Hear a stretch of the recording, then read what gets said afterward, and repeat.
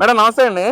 ఏంటి కూటమి ప్రభుత్వం వచ్చిన తర్వాత ఒక మహిళా దినోత్సవాలు వస్తున్నాయి పోతున్నాయి, కానీ చంద్రబాబు ఇచ్చిన హామీలు మాత్రం మహిళలకు అమలు కావట్లేదని చెప్పి వైసీపీ నాయకులందరూ మాట్లాడుతున్నారు.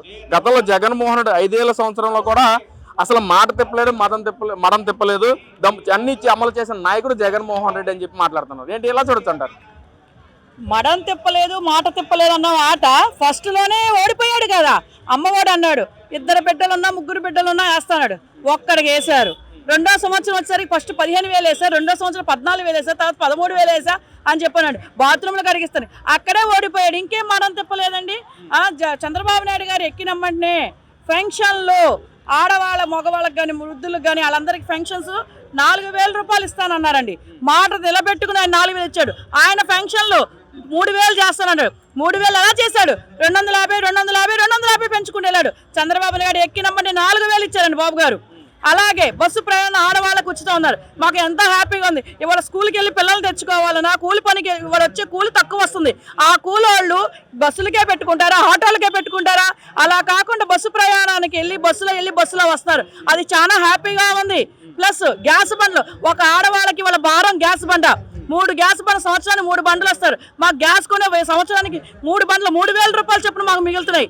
అది ఇంకేం చేయాలి చెప్పండి? తల్లికి వందనం అన్నారు, తల్లికి వందనం వేసి చూపించారు. 2 బిడ్డలు కాదండి, 3 4 ఉన్నా వేశారు. చరిత్రలో నిలిచిపోయారండి బాబు గారు.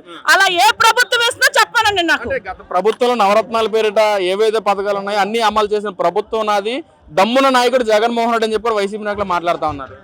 దమ్మున నాయకుడు, నువ్వు అప్పులు చేసి వెళ్ళిపోయావు. ఇక్కడ ఆల్రెడీ పథకాలు మెల్లిగా చేసుకుంటూ వెళ్తారు. నీకులాగా అప్పులు చేసేసి చందట్లా ఒక్కొక్కటి బడ్జెట్ వేసుకుని బడ్జెట్లో ఎలా ఇవ్వాలి ఏంటని చేస్తారు, అన్నీ వదులుతారు. రేపు ఉగాది అయిపోయిన తర్వాత ఆడబిడ్డ నిధి కింద 18,000 రూపాయలు అకౌంట్లో కూడా వేస్తున్నారండి. అది చెప్తున్నా సాల్దా? ఇవాళ ఒక ఆడవాళ్ళకి మహిళా ప్రోగ్రామ్ జరుగుతుందంటే, మహిళా ఉత్సవం జరుగుతుందంటే, ఉమెన్స్ డే అని అంత గ్రాండ్ గా చేస్తున్నారు. కష్టపడే వాళ్ళందరినీ పిలిచి సన్మానాలు చేస్తున్నారండి. అది ఏ ఒక్క రోజున నీ ప్రభుత్వంలో పిలిచి ఆడవాళ్ళని సంస్కరిస్తున్నా నీకు తెలుసా? సన్మానించడం నీకు తెలుసా? అది నేర్చుకో ముందు. అంటే గతంలో ఇలాంటి ప్రోగ్రామ్స్ ఏం చేయలేదమ్మా జగన్మోహన్ రెడ్డి? చేయలేదండి.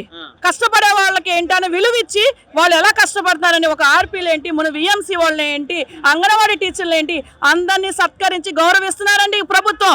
అది చాలండి మాకు. ఇంకా మంచి ప్రయోజనం, ఇంకా మేము ఉన్నత స్థాయికి వెళ్ళాలి, ఇంకా మంచి పదవులు తెచ్చుకుని మేము ఇంకా అలా పేరు తెచ్చుకునే మాకు ఎంతో మేము కృషి చేస్తాం. అంటే ఈ రోజున లిక్కర్ స్కామ్ గురించి చూసుకుంటే అందరు నాయకులు బయటకు వస్తున్నారు. తీగలాగితే డొంక కదిలినట్టుగా ఇటు మనం చూసుకుంటే జోగి రమేష్ కానీ, ఈ రోజున కారుమూరి నాగేశ్వరం అతని కొడుకు కూడా రావడం ఏంటి ఎలా చూడొచ్చు లిక్కర్ స్కామ్ గురించి?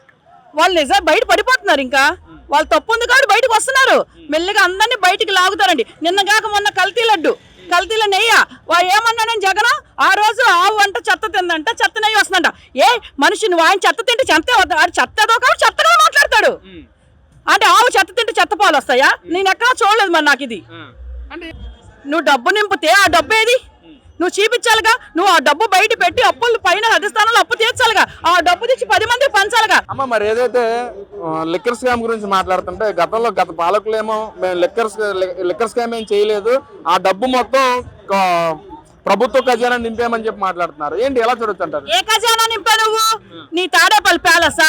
నువ్వు ఎక్కడ చూసినా పెద్ద ప్యాలెస్లు కట్టావు. ఆ ప్యాలెస్లు నింపుతున్నావా కానీ ఖజానా నింపట్లా, గవర్నమెంట్ కి ఏమి ఇవ్వట్లా. నీ ప్యాలెస్లు నింపుకున్నావు. అది ఆయన చెప్పింది కట్టే. నింపాడు. ఏది నింపాడు? ప్యాలెస్లు నింపాడు. అది చెప్పమని చాలు. నీ ఇంట్లోకి ఏంటి, ఇంటికి రావాలని ఇంటి చుట్టూ కట్టకట్టాలు పెడతావు. ఏ బాబు గారి లాగా ఉందా? నీ ప్యాలెస్లు నింపకుండానే కట్ట నువ్వు. అంటే ప్రజలు కూడా జగన్మోహన్ రెడ్డి మళ్ళీ కోరుకుంటున్నారమ్మా, నిజమేనది? జోక్ అండి. జగన్ కోరుకున్నారు. ఎట్లా కోరుకున్నారు? పాప ఒక్క సీట్ ఎమ్మెల్యే కాదు, ఎమ్మెల్యే ఒక్కడే గెలవాలని.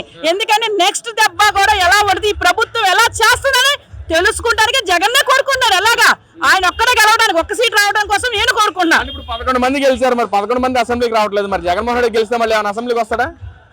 అసలు రాడు. వచ్చినా కూడా మా గెలుపుని మా వాళ్ళందరినీ చూసి ఏడవడానికి జగన్ రావాలని నేను మళ్ళీ కోరుకున్నా. జగన్ గెలవాలని నేను కోరుకుంటున్నా. మళ్ళీ జగనే గెలవాలి. జగన్ వస్తే మా బాబు గారికి ఏడిపించిన చుక్కలని జగన్ చూడాలి. జగన్ కళ్ళమ్మట రక్తం చూడాలని నేను కోరుకుంటున్నా. అన్న నమస్తే, మీ పేరన్నా? శ్యామ్ కుమార్ అండి. అన్న ఏం చేస్తారు? నేను సర్వీస్ ఇంజనీర్. ఏంటన్నా 20 నెలలు అవుతుంది, మరి ఏంటి ఎలా ఉంది పరిపాలన? ఎలా ఉంది అసలు? పరిపాలన బాగుందండి. రాజధాని డెవలప్మెంట్ చేస్తున్నారు, రోడ్లు అయ్యి అభివృద్ధి చేస్తున్నారు, సూపర్ 6 పథకాలు ఒక్కొక్కటి అమలు పరుస్తున్నారు. చెప్పిన పథకాలు కాకుండా కూడా కొన్ని పథకాలు అడిషనల్గా కూడా ఇస్తున్నారు. మొన్న ఆటో కార్మికులు సూపర్ 6లో లేదండి, ఆ సూపర్ 6లో లేనిది కూడా మరి ఇచ్చారు. అంటే అసలు పథకాలు ఏమీ అమలు కావట్లేదు, ప్రజలు మోసం చేస్తున్నారు చంద్రబాబు అంటున్నారు. మరి అదే మాట అసెంబ్లీకి వచ్చి ఉన్న 11 మంది అడగమని చెప్పండి. అడగాలి కదా. ఇప్పుడు మీరు అసెంబ్లీకి మీకు 11 సీట్లు ఇచ్చారు ప్రజలు. ఆ 11 సీట్లు ఇచ్చిన ఆ 11 మంది అసెంబ్లీకి వచ్చి ఆ 11 మంది 11 నిమిషాలు ఉండి పారిపోవడం కాదు. ఆ 11 నిమిషాలు ఉండకుండా సాయంత్రం దాకా ఉండి అసెంబ్లీ సమావేశాలు పూర్తయ్యేదాకా చివరి దాకా ఉండి మీకు ఏం జరగట్లేదు అది అడగండి. అడగమనే కదా మీకు ప్రజలు ఆ సీట్లు ఇచ్చారు. నువ్వు ఎంతసేపు మాజీ ముఖ్యమంత్రి అని చెప్పుకోవడం కాదు. ఒక పులివెందుల ఎమ్మెల్యే అనేది ఎక్కడైనా సరిగ్గా వినబడుతుందా? ఆ పులివెందుల ఎమ్మెల్యేగా ఒక ప్రశ్నించండి. మేము ప్రశ్నించొద్దని మేము చెప్పట్లేదు కదా, ప్రశ్నించమనే కదా అసెంబ్లీకి రమ్మన్నారు. మీరు అసెంబ్లీకి రావట్లేదు. అంటే మాట తిప్పడు అన్ని అమలు చేసిన ప్రభుత్వం జగన్మోహన్ రెడ్డి, ఏకైక నాయకుడు జగన్మోహన్ రెడ్డి, దమ్మున నాయకుడు అంటున్నారు. మరి మాట తప్పడు మడం తిప్పను. 3000 పెన్షన్ ఎన్ని సంవత్సరాలకి 250 చొప్పున పెంచాడు. నెక్స్ట్ మద్యపాన నిషేధం, సంపూర్ణ మద్యపాన నిషేధం అన్నాడు. మరి మద్యపాన నిషేధం ఏది? మరి అక్కడ మడం తిప్పాడు కదా. రాజధాని 3 రాజధానులు అన్నాడు. 3 రాజధానుల్లో ఏ ఒక్క రాజధానికి అయినా సరే ఒక్క ఇటుకరాయి కానీ, చెంచాడు సిమెంట్ కానీ, ఒక బస్తా ఇసుక కానీ వేసాడా చెప్పండి? అది ఒకటి. రోడ్లు ఏ విధంగా ఉన్నాయి? అధ్వానంగా ఉన్నాయి. ఇప్పుడు ఎలా ఉన్నాయి రోడ్లు? ఇంకా మాట తిప్పను మడం తిప్పను అనే మాట ఇట్స్ ఎ జోక్. ఇంకా నా అంటున్నాను కదా, మహిళా దినోత్సవాలు ఎన్నో వస్తున్నాయి పోతున్నాయి, కానీ చంద్రబాబు చేసిన అమలు చేసి పథకాలు మాత్రం అమలు కావట్లేదు, మహిళలు మోసం చేస్తున్నారని అంటున్నారు మరి జగన్మోహన్ రెడ్డి. అసలు ఇటు సామాన్యులు కూడా సామాన్యులకి డెవలప్మెంట్ అయ్యే విధంగా అసలు ప్రభుత్వం లేదంటున్నారు. మరి సామాన్యులకి డెవలప్మెంట్ లేదంటే మరి రోడ్లు వేస్తున్నారు. ఆ రోడ్లు మీద నడవడానికి వాళ్ళ వాహనాలు దెబ్బతింటున్నాయి. ఆ వాహనాలు దెబ్బకుండా రోడ్లు బాగుపడుతున్నాయి. మరి సంక్షేమ పథకాలు ఇస్తున్నారు. మరి ఇంకేం కావాలి? ఒకటొకటిగా డెవలప్ చేసుకుంటూ వస్తున్నారు.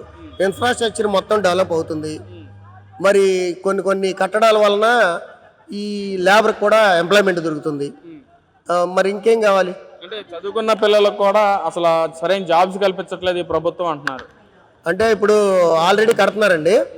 ఇప్పుడు చదువుకున్న పిల్లలకి జాబ్స్ అంటే మన చంద్రబాబు నాయుడు గారు 95లో హైదరాబాద్ మొత్తాన్ని అభివృద్ధి చేసి చెందిన తర్వాత కేసీఆర్ గారు విడదీయడం వలన మనకి బోల్డంత ఇన్కమ్ పోయింది. మనకి రెవెన్యూ మెయిన్ హైదరాబాద్ ఎస్టాబ్లిష్ చేయడం వలన మనకి రెవెన్యూ పోయింది. అది అక్కడ నుంచి ఇక్కడికి పుట్టిన బిడ్డ వెంటనే పరిగెత్తలేడు కదా. ఆ పుట్టిన బిడ్డ పరిగెత్తాలంటే కొంత సమయం పడుతుంది. అమరావతిని 2014లో శంకుస్థాపన చేసి అభివృద్ధి చేసే టైంలో ఒక్కసారి చూద్దామని అభివృద్ధి అంటే నడిచే పిల్లోడు పుట్టిన పిల్లోడు పాకుతున్న పిల్లోడు నడుస్తాడు.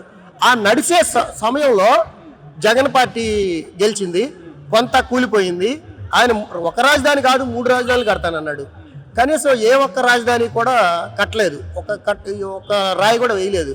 అందువలన ఒక 5 ఏళ్ల పాటు మనకి 5 ఏళ్ల పాటు అభివృద్ధి జరగాల్సిన కన్స్ట్రక్షన్స్ కానీ, ఇన్ఫ్రాస్ట్రక్చర్ కానీ, డెవలప్మెంట్ కానీ ఇవన్నీ కూడా 10 ఏళ్ళ వెనక్కి వెళ్ళిపోయినాయి.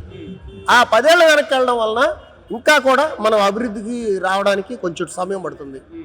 ఇప్పుడు పథకాలు ఇస్తున్నారు, ఎన్నో కష్టాలు పడుతూ, ఎన్నో ఇబ్బందులు పడుతూ డెవలప్మెంట్ కోసం చేస్తున్నారు. రోడ్లు వేస్తున్నారు, పథకాలు ఇస్తున్నారు. జరుగుతున్నా సరే ఇటు పక్కన వైసీపీ నాయకులు కానీ వాళ్ళంతా మళ్ళీ ఈసారి గెలిచే జగన్మోహన్ రెడ్డి ప్రజల్లో చంద్రబాబు కూటమి ప్రభుత్వం మీద వ్యతిరేకత మొదలైందని చెప్పి అంటున్నారు కదా, గెలిచే జగన్మోహన్ రెడ్డి అంటున్నారు అని వాళ్ళు అనుకుంటున్నారు. నా భ్రమ, ఎవరి భ్రమ వాళ్ళకు ఉంటుంది, వాళ్ళ భ్రమ వాళ్ళకు ఉంటుంది. కరెక్టే. మీరు ప్రజల్లోకి రండి, ప్రజల్లోకి వచ్చి మీకు ఏ సమస్యలు ఉన్నాయి, చంద్రబాబు నాయుడు ఈ మోసాలు చెప్తున్నారని చెప్పి ప్రజల్లోకి చెప్పండి. మీకు ఈ మోసం చేస్తున్నాడు, ఏ మోసం చేస్తున్నాడు, ఆ సమస్యలు ఏమైనా ఉంటే అసెంబ్లీలో అడగండి, పబ్లిక్ చేయండి. పబ్లిక్ చేస్తే జనాలు కూడా రియలైజేషన్ అవుతారుగా. కానీ మీరు ఎందుకు పబ్లిక్లోకి రాలేకపోతున్నారు? ఆనాడు గెలిచిన నాడు పరదాలు కట్టుకుని తిరిగావు, ఇప్పుడు ఓడిపోయిన నాడు ప్యాలెస్లో ఎక్కడ అలహంకా ప్యాలెస్ బెంగళూరు వెళ్ళిపోతున్నాం. కానీ మన ఆంధ్రప్రదేశ్లో ఉండండి, ఆంధ్రప్రదేశ్లో తాడేపల్లిలో ఉండి అందరికీ మేల్కొల్పండి. చంద్రబాబు నాయుడు ఈ తప్పులు చేస్తున్నాడని మీరు అధికారికంగా నిరూపించి ఇది కూడా మీరు చేయలేదని చెప్పండి. ప్రజలు కూడా సంతోషిస్తారు. మన వైపు జగన్ ఉన్నాడని చెప్పి కొంత వాళ్ళు సాటిస్ఫై అవుతారు. కానీ నువ్వు ఎక్కడ జనాల్లోకి రావు, జనాల సమస్యలు చెప్పవు. ఏ సమస్యలు నువ్వు చెప్తావు? మళ్ళీ ఇదే ప్రభుత్వం కోరుకుంటున్నారన్న అయితే ఖచ్చితంగానండి.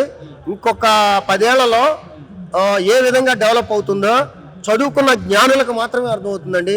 నిశానీగాళ్ళకి, పేర్లు రాయడం రాని ఒక ఎమ్మెల్యేలకి వాళ్ళకి ఎంతసేపు బూతులు మాట్లాడడం ఇదే తప్పితే ఒక డిగ్నిటీ అనేది వాళ్ళకి లేదు. ఇప్పటికీ కూడా నేను ఒకటే చెబుతున్నా, ఎక్స్ సీఎం అని చెప్పుకోవడం మానేసి పులివెందల ఎమ్మెల్యే అని చెప్పుకుంటే కూడా కొంచెం బాగుంటుందని నా సజెషన్.